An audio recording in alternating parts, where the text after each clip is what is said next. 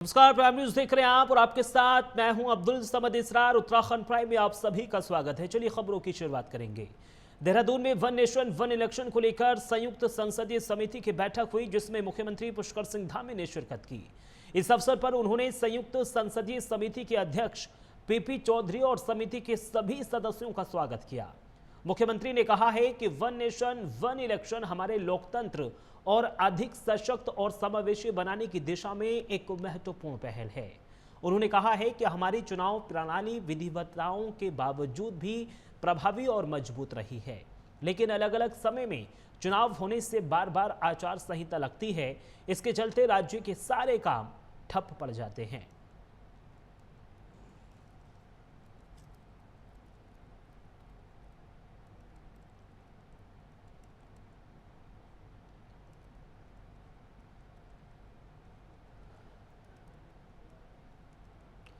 अगली खबर देहरादून से है, जहां केंद्र सरकार की तरफ से एक देश एक चुनाव यानी वन नेशन वन इलेक्शन को लेकर लगातार विचार किया जा रहा है। इसको लेकर विशेष कमेटी स्टेक होल्डरों के साथ बैठक करने वाली है। एक तरफ सत्ता दल बीजेपी केंद्र सरकार का आभार जता रही है, तो वहीं दूसरी तरफ मुख्य विपक्षी दल यानी कांग्रेस नाराज नजर आ रही है।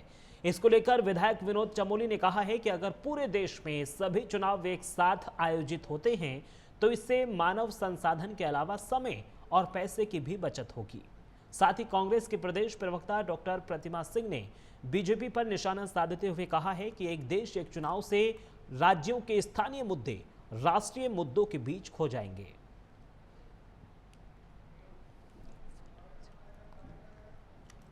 भारतीय जनता पार्टी देखिए कहती कुछ है और करती कुछ है। क्या इस बात के सबूत हैं? क्या इस बात के प्रमाण हैं? कहां से ये बात आई कि आप वन नेशन और वन इलेक्शन की बात करेंगे तो उसमें जो एक्सपेंडिचर है वो कम खर्च होंगे, बल्कि बहुत सारी ऐसी दिक्कतें हैं जो सरकार के सामने आएंगी, इस देश के सामने आएंगी अगर हम वन नेशन और वन इलेक्शन की बात करते हैं। पहली तो ये हमारे basic structure of the constitution को ऑल्टर करने का काम है। कम से कम 10 आर्टिकल ऐसे हैं संविधान में जिनको बदलने की आवश्यकता पड़ेगी। सबसे पहली बात तो यह है कि वन नेशन वन इलेक्शन ये पहली बार नहीं हो रहा है।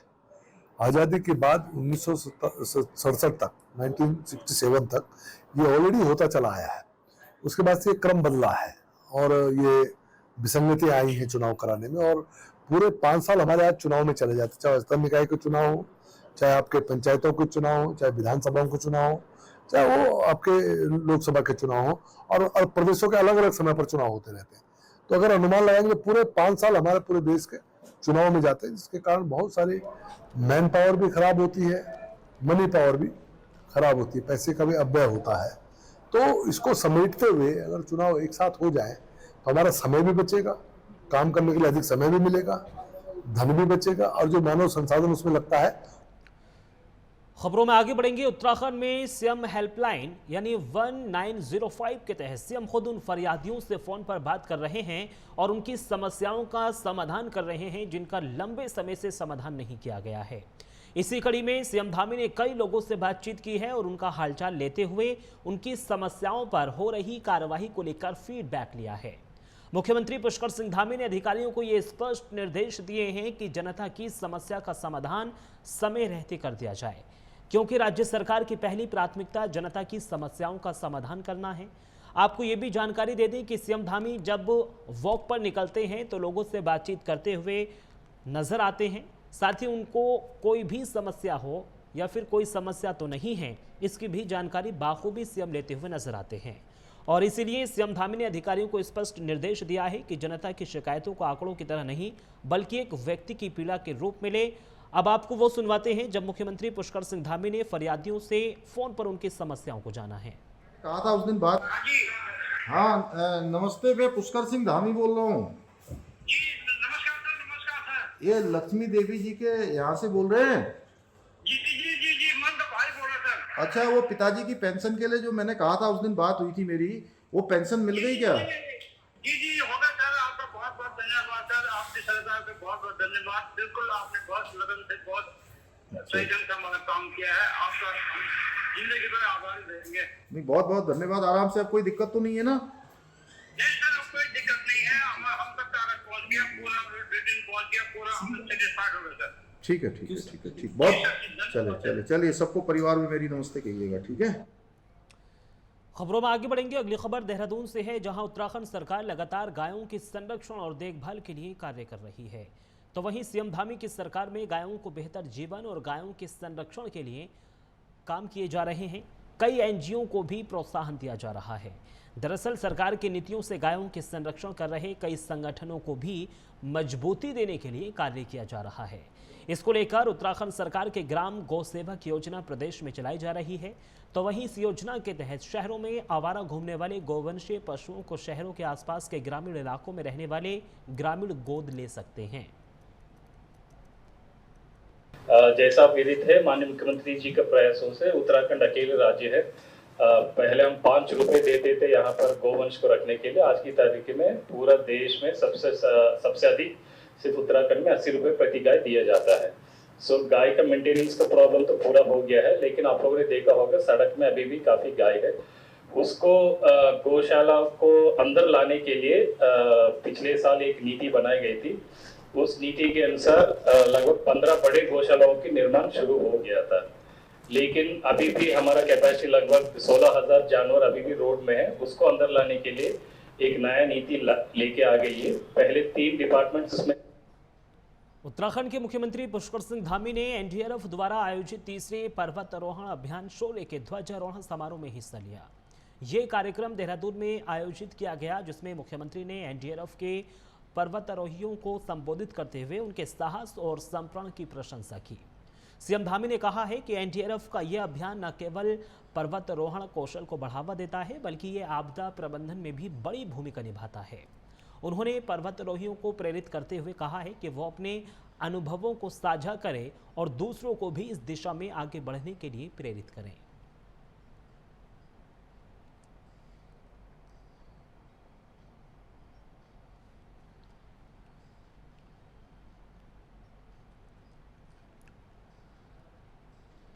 रुड़की प्रेस क्लब में शपथ ग्रहण समारोह का आयोजन किया गया, जिसमें पूर्व मुख्यमंत्री त्रिवेंद्र सिंह रावत ने शिरकत की। मौके पर सांसद ने सभी पत्रकारों को निष्पक्ष पत्रकारिता करने को लेकर बधाई दी और कहा कि उन्हें उम्मीद है कि ये क्लब समाज के हित में काम करेगा।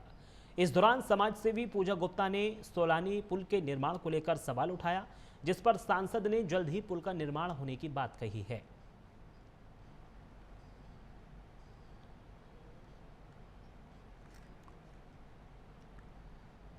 खबरों में आगे बढ़ेंगे। अगली खबर देहरादून से है, जहां 16वें वित्त आयोग उत्तराखंड के 3 दिवसीय दौरे पर है, जहां वित्त आयोग ने सीएम और अधिकारियों के साथ बैठक की है।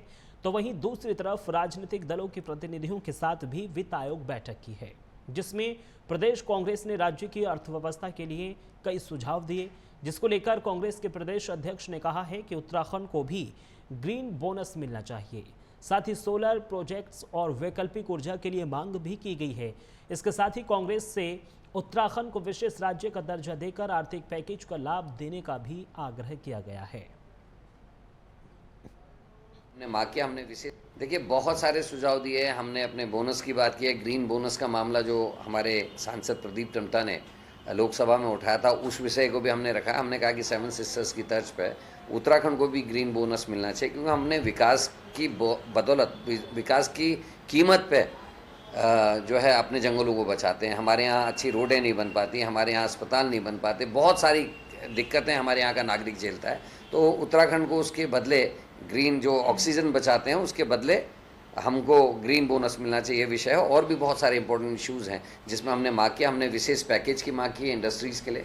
हमने मांग की अपने सोलर प्रोजेक्ट्स और जो वैकल्पिक ऊर्जा है उसके लिए हमने। मसूरी में कांग्रेस भवन में पूर्व प्रधानमंत्री राजीव गांधी की 34वीं पुण्यतिथि मनाई गई। इस मौके पर कांग्रेस कार्यकर्ताओं ने राजीव गांधी को श्रद्धांजलि दी और राजीव गांधी के बताए मार्ग पर चलने का संकल्प दोहराया। इस दौरान कांग्रेस ने केंद्र की बीजेपी सरकार पर जमकर हमला बोला। उन्होंने कहा है कि मोदी सरकार सैन्य अभियानों की नेशनल सिक्योरिटी के बजाय इलेक्शन मार्केटिंग टूल की तरह इस्तेमाल कर रही है। इस दौरान कांग्रेस नेताओं ने ऑपरेशन सिंदूर के सबूत भी मांगे। उन्होंने कहा है कि केंद्र सरकार बताने को ये तैयार नहीं है कि ऑपरेशन सिंदूर में कितने आतंकी मारे गए, क्या ऑपरेशन का उद्देश्य पूरा हुआ। ये राजीव गांधी जी का पुण्यतिथि है, 35वीं पुण्यतिथि। पूरा देश और दुनिया श्रद्धांजलि के रूप में, संकल्प दिवस के रूप में आज इसको आतंकवाद को ख़त्म करने के रूप में आज जो है मना रहे हैं। सच्ची श्रद्धांजलि हम लोग उनको दे रहे हैं। एक ऐसा व्यक्तित्व जिसने बड़े अल्पायु में इस देश की सेवा की, इस देश का प्रधानमंत्री बना और इस देश को एक सूचना क्रांति जो दुनिया की एक ऐसी क्रांति है कि आज हर परिवार में लैपटॉप से लेकर के मोबाइल से लेकर एक ऐसी क्रांति दी है कि जिससे कि आज दुनिया में इस देश का नाम राजीव गांधी के नाम से लिया जाता है। परंतु बड़े दुख की बात है कि आज जो सरकारें चल रही हैं, जो सरकार उनके उन संकल्पों को याद करते हैं जिन संकल्पों उन्होंने कहा था कि किसी भी मुल्क के लिए शिक्षा का होना अनिवार्य है। हमारे बच्चे, हमारे भविष्य अगर पूर्ण रूप से शिक्षित होगा तो देश मजबूती के साथ आगे बढ़ेगा। आज उसी कड़ी में राजीव जी को जब याद करते हुए हमने याद किया तो संचार क्रांति की भी याद आई कि संचार क्रांति की बुनियाद रखने वाले राजीव गांधी और सैम पेट्रोडा को भी हम देश के पूर्व प्रधानमंत्री, भारत रत्न, सूचना क्रांति के देता राजीव गांधी जी की पुण्यतिथि है और इस अवसर पर हम आज यहाँ पर सब इकट्ठे हुए हैं। और मेरा मानना यही है कि राजीव गांधी जी जिन्होंने अपना सब कुछ इस देश के लिए न्यौछावर कर दिया और वो एक ऐसी शख्सियत थी जिनके लिए कहा जाता था कि चांदी का चम्मच मुंह में लेके जो शख्सियत पैदा हुई थी और एक जेंटलमैन इन पॉलिटिक्स, ये उनके लिए कहा जाता था क्योंकि उनको राजनीति से कोई लेना देना नहीं था। वो पायलट थे और यहाँ पर उनको कोई ऐसा मतलब नहीं था। परंतु जब हमारी देश की पूर्व प्रधानमंत्री इंदिरा गांधी जी की हत्या हुई तो उनको हमारे देश का प्रधानमंत्री यहाँ पर नियुक्त किया गया और प्रधानमंत्री बनने के बाद उनकी इतनी सोच थी कि उन्होंने मात्र 6 वर्षों में हमारे देश को पूरे विश्व में हमारे देश का नाम ऊंचा किया और ऐसे ऐसे कार्य करके गए कि जो आज तक कोई अल्मोड़ा जिले के पर्यटन नगरी रानीखेत विधानसभा में भारत रत्न और पूर्व प्रधानमंत्री राजीव गांधी की 34वीं पुण्यतिथि मनाई गई। मौके पर रानीखेत कांग्रेस कमेटी के पदाधिकारियों और कार्यकर्ताओं ने उन्हें श्रद्धांजलि अर्पित की। इस अवसर पर राजीव गांधी पार्क में एक श्रद्धांजलि सभा का भी आयोजन किया गया, जहां सभी ने पुष्प अर्पित कर राजीव गांधी के योगदान को याद किया। सभा में वक्ताओं ने राजीव गांधी के राष्ट्र निर्माण में दिए गए अमूल्य योगदान, विशेष रूप से सूचना प्रौद्योगिकी और पंचायती राज व्यवस्था को मजबूत करने के प्रयासों को याद किया।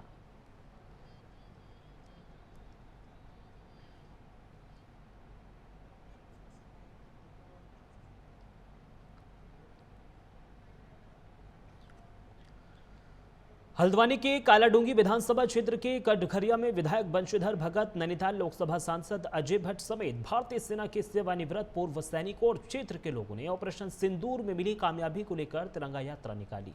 इस तिरंगा यात्रा में पूर्व सैनिकों ने जोश भरे नारों के साथ भारतीय सेना के अदम्य साहस और पराक्रम को लेकर जयकारे लगाए। सांसद अजय भट्ट ने कहा है कि देश के प्रधानमंत्री सेना की ताकत बढ़ाने के लिए दिन रात काम कर रहे हैं, तो वहीं विधायक बंशीधर भगत ने कहा है कि ऑपरेशन सिंदूर में विश्व को भारत की ताकत से परिचय कराया है। इस दौरान तिरंगा यात्रा में आए पूर्व सैनिकों का धन्यवाद किया गया, तो दूसरी तरफ पूर्व सैनिकों ने भी देश के प्रधानमंत्री को सेना के मनोबल बढ़ाने के लिए जमकर सराहना की।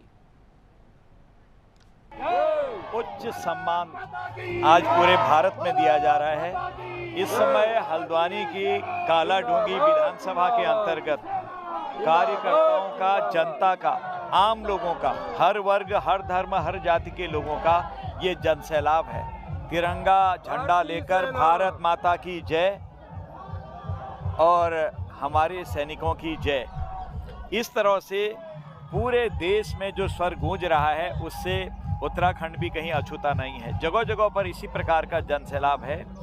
जिस तरह की घटना घटित हुई, आतंकवादियों ने जो किया आप सबको पता है। सिंदूर कार्यक्रम बहुत ही सफल हुआ है। उसके लिए सैनिकों के उत्साहवर्धन के लिए, उनको बधाई देने के लिए पूरे देश में ये शौर्य यात्राएं निकाली जा रही, तिरंगा यात्राएं निकाली जा रही। हम इस रैली के माध्यम से देश के सैनिकों को बहुत बहुत बधाई देते हैं, उनको धन्यवाद करते हैं कि उनके कारण हमारा देश। मानसून सीजन में लालकुआ वन विभाग जंगल की हरियाली और वन क्षेत्र को बढ़ाने के लिए तराई केंद्रीय वन प्रभाग रुद्रपुर डिवीजन की पीपल पड़ाव और टांडा रेंज के जंगलों में पौधारोपण करेगा। इसके लिए विभाग ने कमर कस ली है। यहाँ पौधारोपण लगभग 400 हेक्टेयर भूमि पर किया जाएगा। वन विभाग की ओर से लगभग 3 लाख पौधे लगाए जाएंगे। इसके साथ ही विभिन्न प्रजातियों के बीज भी बोए जाएंगे। इसके लिए वन विभाग जुताई का कार्य तेजी के साथ कर रहा है। जून माह के अंत तक काम शुरू कर दिया जाएगा।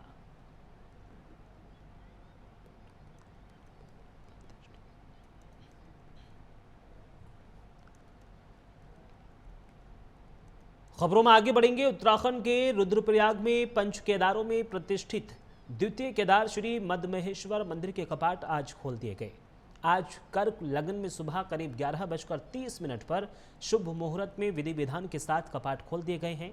इस अवसर पर 300 से अधिक तीर्थयात्रियों और स्थानीय श्रद्धालु कपाट खुलने के साक्षी बने। कपाट खुलने के अवसर पर मंदिरों को फूलों से सजाया गया। आपको ये भी जानकारी दे दें कि कपाट खुलने की प्रक्रिया के अंतर्गत 10:30 बजे से द्वारा पूजा शुरू हो गई थी। इस दौरान भगवान मद्महेश्वर जी की चल विग्रह डोली मंदिर प्रांगण में पहुंच गई थी। कपाट खोलने के बाद पुजारी ने भगवान मद्महेश्वर जी के स्वयंभू शिवलिंग का श्रृंगार किया। पहले श्रद्धालु ने निर्वाण दर्शन और बाद में श्रृंगार दर्शन किए। इससे पहले भगवान मद्महेश्वर जी चल विग्रह डोली ने भंडार और बर्तनों का निरीक्षण किया।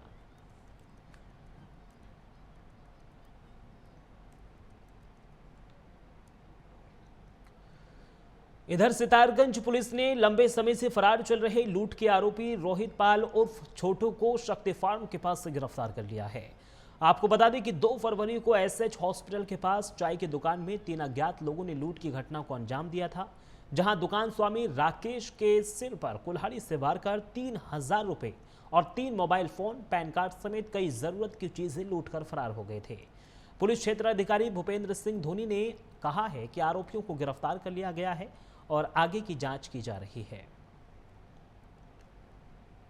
राकेश नामक व्यक्ति को गंभीर रूप से घायल करके चाय के खोखे से उसके पैसे लूट लिए थे, एटीएम, पैन कार्ड, मोबाइल। तो इस घटना का पुलिस ने पूर्व में अनावरण कर दिया था। एक अभियुक्त इसमें से पुलिस मुठभेड़ में गिरफ्तार होकर जेल जा चुका है। 2 शेष थे, दोनों लगातार फरार चल रहे थे। सूचना मिल रही थी एक की नेपाल में रहने की, दूसरे की बिहार में। पुलिस टीम लगी रही। पुलिस के अथक प्रयासों से कल शक्ति फार्म में दूसरे व्यक्ति रोहित को गिरफ्तार किया गया है और जो उस व्यक्ति से सामान लूटा गया था उसका पैन कार्ड इससे बरामद हुआ है। घटना के बारे में काफ़ी जानकारी इसने हमें दी है। नशे का ये तीनों लोग नशे के लती हैं। मूलतः इस लूट के पीछे नशा ही और डेंगू की रोकथाम के लिए मानसून से पहले ही देहरादून के जिला अस्पताल यानी कोरोनेशन अस्पताल ने तैयारी अपनी पूरी कर ली है। इस बात को लेकर कोरोनेशन अस्पताल के पीएमएस डॉक्टर वीएस चौहान ने बुखार के लक्षण वाले मरीजों के डेंगू टेस्ट को लेकर निर्देश देने की बात कही है। साथ ही उन्होंने कहा है कि 30 बेड के विशेष डेंगू आईसीयू बनाए हैं और जरूरत पड़ने पर गांधी शताब्दी अस्पताल में भी 30 बेड का आईसीयू बनाया जा सकता है।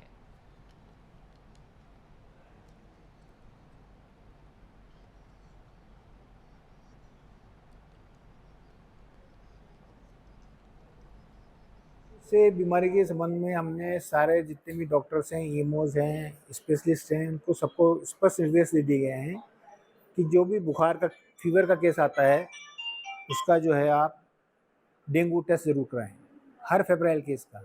और उसके लिए सस्पेक्टेड डेंगू केस के लिए या डेंगू कंफर्म केस हो गया तो उसके लिए हमने स्पेशल आइसोलेशन वार्ड बनाए हैं। हमारे 10 बेड जो हैं वो आईसीयू के बगल में हैं और 20 बेड इधर हैं और आवश्यकता पड़ने पर हम गांधी में भी 30 बेड का कर सकते हैं। फिलहाल अभी तक कोई डेंगू का केस नहीं आया है, इसलिए कोई पेशेंट और इधर उत्तरकाशी में समय से पहले मानसून ने कहर बरपाया है। यमुना घाटी में तेज हवा, भारी बारिश और ओलावृष्टि ने किसानों का जीना मुहाल कर दिया है। आंधी बारिश ने किसानों की फसल का जमकर नुकसान पहुंचाया है, जिससे किसान लगातार परेशान होते हुए नजर आ रहे हैं। उधर समूचे उत्तराखंड में आगामी 15 जून के आसपास मानसून दस्तक देने जा रहा है। हर मानसून सीजन के दौरान उत्तराखंड के तमाम क्षेत्रों में आपदा जैसे हालात बन जाते हैं। इसके साथ ही मानसून के दौरान चारधाम यात्रा भी काफ़ी प्रभावित होती हुई नजर आती है। लेकिन हर साल मानसून के दौरान सबसे ज़्यादा सड़कों के साथ साथ किसानों को भी भारी नुकसान होता है।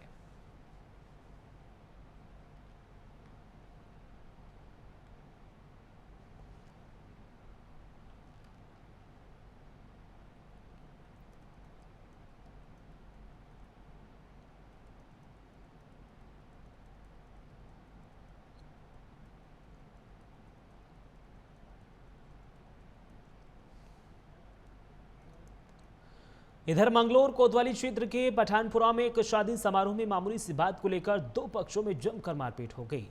बारात में आए हापुड़ के युवकों ने चाकू से गोद कर एक युवक की हत्या कर दी। इस घटना में दो लोग गंभीर रूप से घायल बताए जा रहे हैं। फिलहाल घायलों को अस्पताल में भर्ती करा दिया गया है। पीड़ित पक्ष की तहरीर के आधार पर पुलिस ने मुकदमा भी दर्ज कर लिया है। पुलिस का कहना है कि मामले की जांच पड़ताल की जा रही है, उसके बाद आगे की कार्रवाई की जाएगी। साथ ही युवकों की भी तलाश पुलिस की ओर से की जा रही है। बारात में एक ही पक्ष के लोग थे, आपस में रिलेटिव और परिचित हैं। तो किसी बात को लेकर जब यूपी में बारात गई थी तो वहां झगड़ा हुआ। बताते हैं वापस आके फिर एक बार झगड़े हैं, तो आपसी झगड़े में एक व्यक्ति की गंभीर रूप से घायल हुआ था और हॉस्पिटल में बताते हैं उसकी डेथ हो गई। तो उसमें हमने जो हत्या का मुकदमा दर्ज कर लिया है, कुछ लोगों से पूछताछ जारी है और जल्दी इसको वर्कआउट कर लेंगे। तो देखिए, शादी समारोह में दो पक्ष आपस में भिड़ते हुए नजर आए, जिसमें एक युवक की चाकू से गोद कर हत्या कर दी गई, जबकि दो युवक इस पूरे मामले में गंभीर बताए जा रहे हैं। हालांकि उनका इलाज अस्पताल में किया जा रहा है। पुलिस की ओर से ये बयान दिया गया है कि इस पूरे मामले में मुकदमा दर्ज किया गया है और जो भी इस पूरे मामले में दोषी होंगे उनके खिलाफ। और उत्तराखंड प्राइम में मेरे साथ सिर्फ इतना ही। देश और दुनिया की तमाम बड़ी खबरों के लिए आप बने रहिए प्राइम न्यूज़ के साथ। नमस्कार।